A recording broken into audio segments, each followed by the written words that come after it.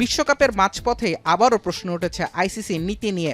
বিশ্বকাপের আগে ভারত সফর নিয়ে বাংলাদেশের আপত্তি শিডিউল ও ভেন্যু জটিলতার দোহাই দিয়ে এড়িয়ে গিয়েছিল সংস্থাটি, কিন্তু মাস পার না হতেই নিজেদের আর্থিক লাভ দেখতে ভেন্যু জটিলতাকে আমলে নিচ্ছে না আইসিসি।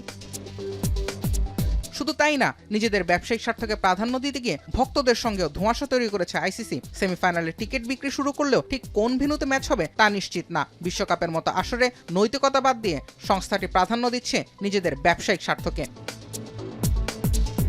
বিশ্বকাপে প্রথম সেমিফাইনাল নিয়েই আছে মারপ্যাচ। পাকিস্তান সেমিতে উঠলে এই ম্যাচটি হবে কলম্বোর প্রেমাদাসা স্টেডিয়ামে, তবে পাকিস্তানের বদলে শ্রীলঙ্কা সেমিতে উঠলেও ম্যাচ থাকবে কলম্বোতেই। তবে এখানেই থামছে না জটিলতা। শ্রীলঙ্কা যদি এই ম্যাচে ভারতের বিপক্ষে খেলে তবে ম্যাচ হয়ে যাবে কলকাতার ইডেন গার্ডেন্সে, আর শ্রীলঙ্কা বা পাকিস্তান না থাকলে এই ম্যাচ হবে কলকাতায়।